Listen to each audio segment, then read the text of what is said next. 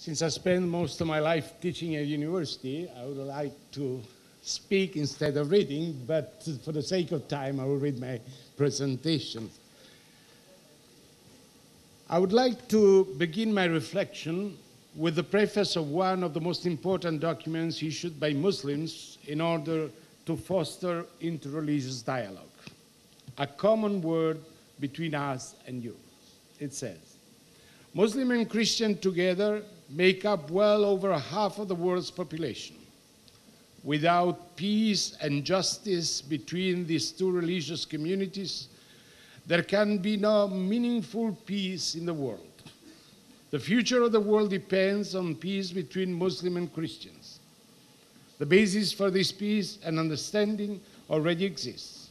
It is part of the very fundamental principles of both faiths: love of the one God, a love for the neighbor. The unity of God, the necessity of love for him, and the necessity of love of the neighbor is thus the common ground between Islam and Christianity. Both Muslim and Christian should bear witness to these values in a globalized world. But then again, what is globalization? And what does it mean for the two religious communities to interact within this current climate? The term globalization is often understood as a growing global interrelationship and interdependence in financial, social, technological, cultural, political, and ecological fields. In this context, there is always the danger of flattening out cultural differences, customs, and beliefs into a sort of melting pot where particular religious identities may disappear. Yet, in the 21st century, we are witnessing a revival and globalization of religions. We also see that the world religions are now playing an increasingly vital role in both personal and public life. Both Christianity and Islam live in a rapidly changing world where people increasingly interact through the internet and the various forms of other mass media. They're faced with the challenge of globalization, which requires intercultural and interreligious dialogue as a necessary means to building a peaceful future for our world. Thus, the cooperation of cultural and religious groups is absolutely necessary in order to overcome every kind of tension and to pave the way to coexistence and peace. The increasing economic competition and individual freedoms in the sphere of economic globalization may bring about the risk that human beings may be treated as instruments or objects, which may cause many people to suffer from serious material deprivation.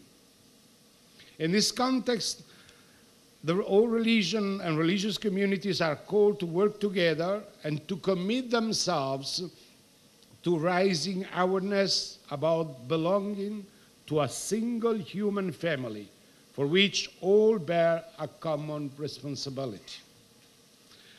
For Christians, this is wonderfully expressed in a Vatican II document.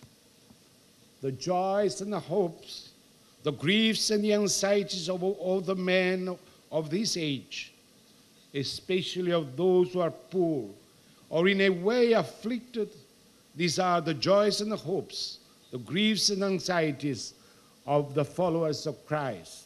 Indeed, nothing genuinely human fails to raise an echo in their hearts.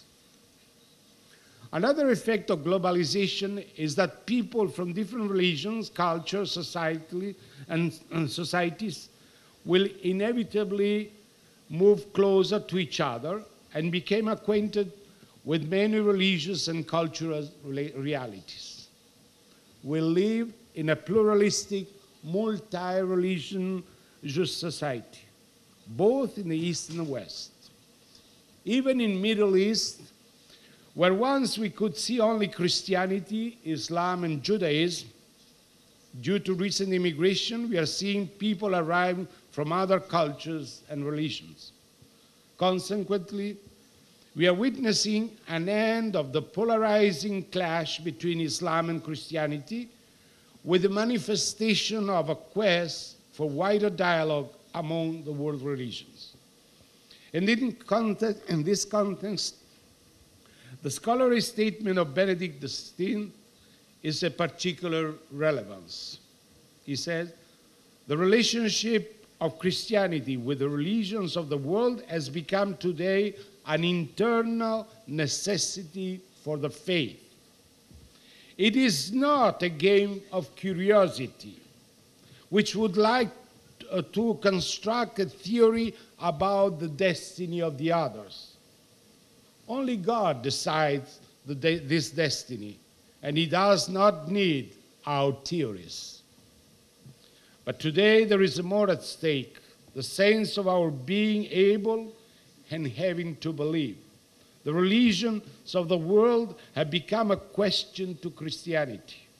This demands fresh ways of self-reflection in front of them and about its claim, and thus receives from them a service of purification.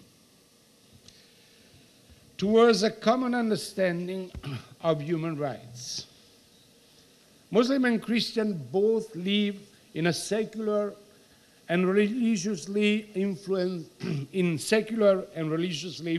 countries, where separation between religion and society is still an issue, and where the issue of human rights is treated differently.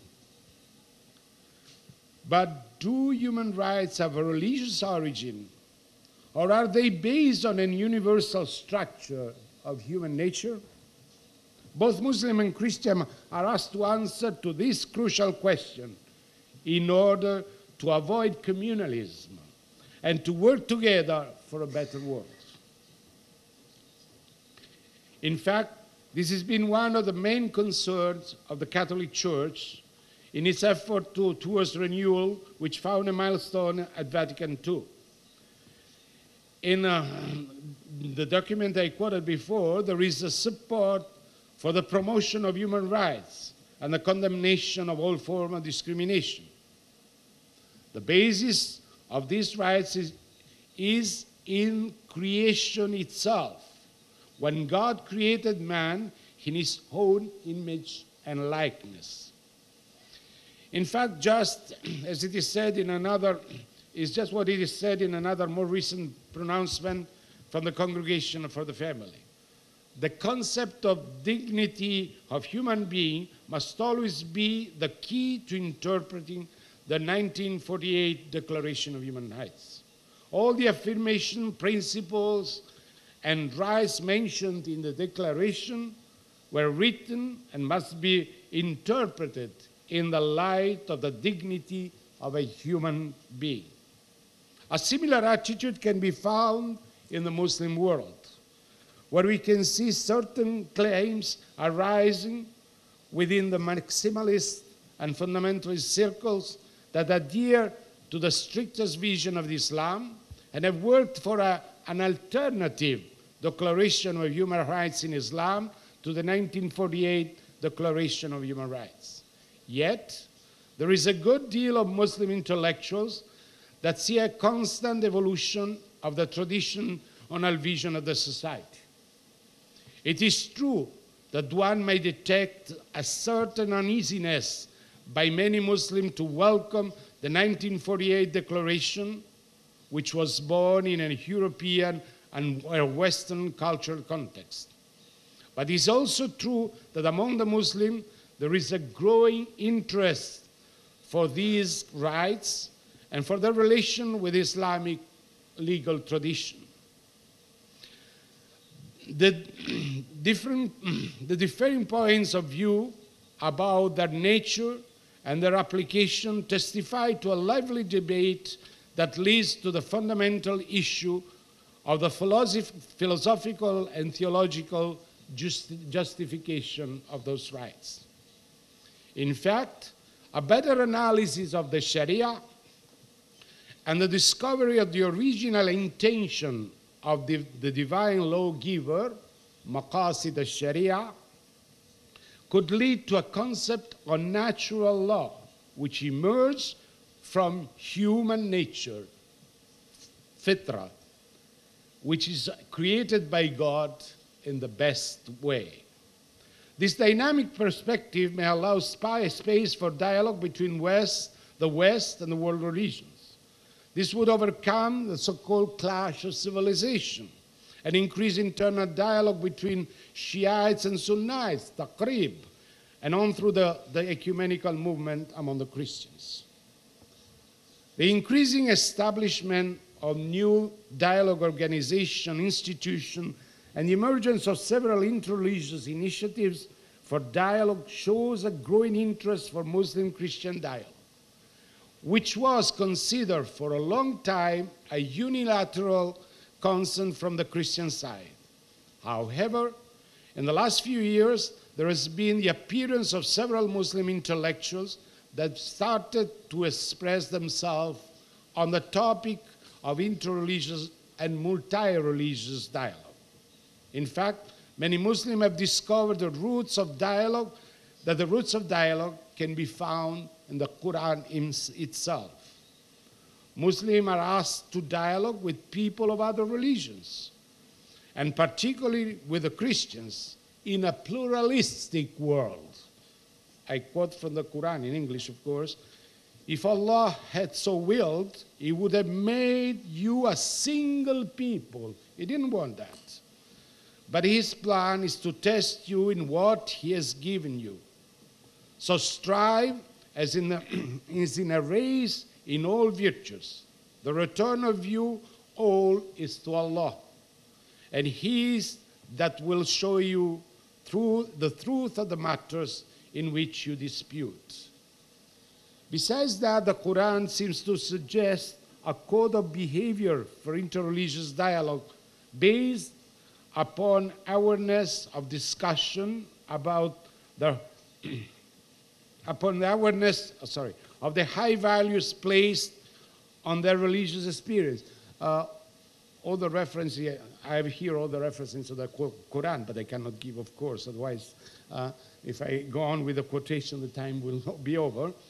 This should help to avoid any kind of discussion about their holy text, even though Muhammad himself is invited to discuss with a Christian on basic religious matters. A good Muslim, according to the Quran, should carry on dialogue with fairness and respect for the freedom of the others, according to the teaching of the Quran, which states, La ikraha fid din, no compulsion in religion. There is an ongoing debate about Muslim-Christian dialogue among Muslim intellectuals, but Muslim-Christian dialogue is not only a concern of scholars. Muslim institutions all over the North Africa and Middle East are promoting encounters studies on the matter in Egypt, in Lebanon, Jordan, Tunisia, Morocco, and recently even in Saudi Arabia, with the activity of the ISESCO and International Islamic Forum for Dialogue. The call for Muslim-Christian unity by Said Nursi to oppose godless tendencies in modern societies, as well as oppression of all kinds, coupled with the universal vision of the modern Muslim scholar Fethullah Gülen to extend dialogue to the conscientious followers of all religion, are the roots of the Gülen movement. As a community of predominantly young Muslims, they are committed to interreligious dialogue and interfaith cooperation for interreligious harmony. It was Fethullah Gülen himself who stated, "It is my conviction that in the future years, the new millennium will witness unprecedented religious blooming, and the followers of world religion, such as Muslim, Christian, Jews, Buddhists, Hindus, and others, will walk hand in hand to build a promised bright future of the world." This is the central inspiration of many dialogue institutes all over the world, like the Rumi Forum, which is in the United States, as well as many others spread throughout the Western and Eastern Europe, Southeast Asia, Africa, etc., and even in the heart of Christianity in Rome with the Instituto Tevere. There is no doubt that Christian and Muslim may share many values. It is this search for common values. To interpret, Professor as well. I was finished. The time is over. Just a couple of sentences. As well as the cooperation in building a better global humanity that makes up the core of Muslim-Christian dialogue. It is a dialogue that implies reciprocal respect and appreciation for others, for the other's faithfulness to his own religion. It avoids any form of fundamentalism or fanaticism or flippant attitude that overlooks differences in order to build up a sort of pseudo-pacifism, which is the opposite of serious spiritual dialogue. Values can only be shared if there is a deep and genuine agreement on them, and this cannot be the result of any compromise. Many Christian and Muslim institutions have engaged in this essential work in our world, which is every day become more and more globalized. This is an enterprise that should involve not just Christian and Muslims, but all religions, people, and all people of goodwill. Thank you.